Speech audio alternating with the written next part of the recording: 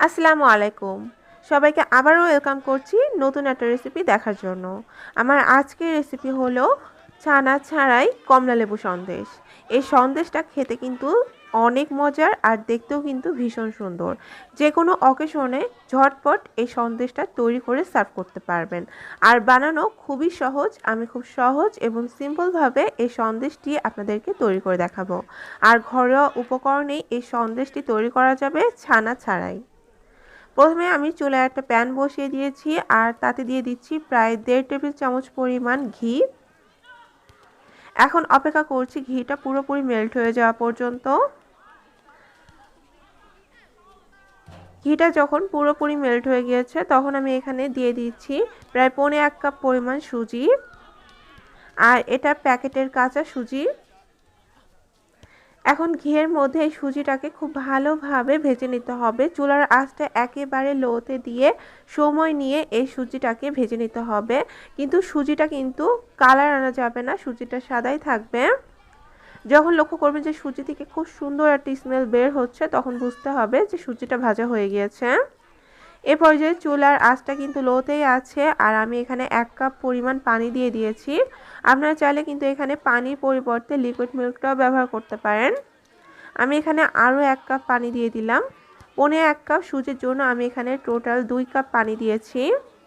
এখন খুব ভালোভাবে পানি আর সুজিটাকে খুব ভালোভাবে মিশিয়ে নিতে হবে যাতে করে কোনো লাম্পস ক্রিয়েট না হয়।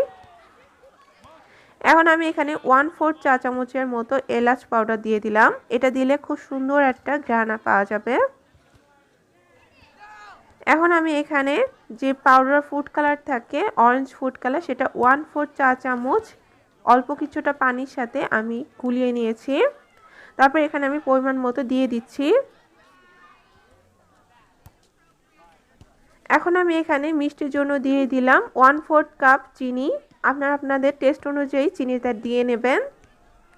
এখন সব কিছু খুব ভালোভাবে মিশিয়ে নিতে হবে আর চুলার আঁচটা কিন্তু একেবারে লোতে আছে। এই পর্যায়ে কিন্তু চুলার আঁচটা বাড়ানোর দরকার নেই, লোতে রেখেই কিন্তু এটাকে মিশিয়ে নিতে হবে আর খুব তাড়াতাড়ি কিন্তু এটা ঘন হয়ে আসবে। এটা কিন্তু অনেকটাই ঘন হয়ে এসেছে। এর পর্যায়ে আমি এখানে আরও 1 চা চামচ পরিমাণ ঘি দিয়ে নিয়েছি। লাস্ট পর্যায়ে এসে এখানে ঘিটা দিলে কিন্তু দারুণ একটা স্মেল পাওয়া যায়। এখন এটাকে আমি আরও ভালোভাবে ড্রাই করে নেব। তো এটা কিন্তু অনেকটা ড্রাই হয়ে এসেছে আর প্যান ছেড়ে দিচ্ছে, আপনারা দেখতে পাচ্ছেন। এই পর্যায়ে এটাকে আমি চুলা থেকে নামিয়ে নেব। আমি চুলা থেকে নামিয়ে নিয়েছি আর এটা দেখুন এখন কিন্তু হাতের সাথে আর লেগে আসছে না।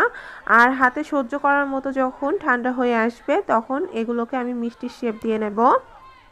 হাতে কিছুটা ঘি মাখিয়ে নেবেন, তারপর মিষ্টিগুলো শেপ দেবেন, তাহলে খুব স্মুথলি এই সন্দেশগুলো তৈরি করা যাবে।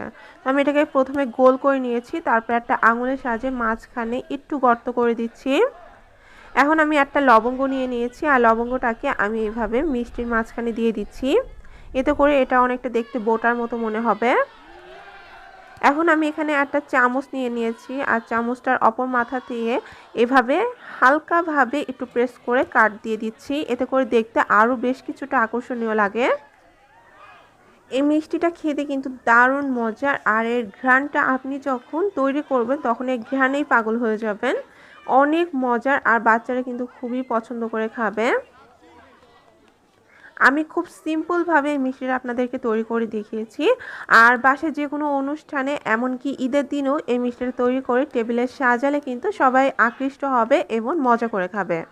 আশা করছি আমার আজকের রেসিপি আপনাদের ভালো লেগেছে। যদি ভালো লেগে থাকে তাহলে প্লিজ প্লিজ আমার চ্যানেলটি সাবস্ক্রাইব করবেন এবং ভিডিওটিতেও একটা লাইক দিয়ে দেবেন। আজ তাহলে এখানে বিদায় নিচ্ছি। আগামীকাল আবারও নতুন কোনো রেসিপি নিয়ে হাজির হব। সেই পর্যন্ত সাথেই থাকুন। আল্লাহ হাফেজ।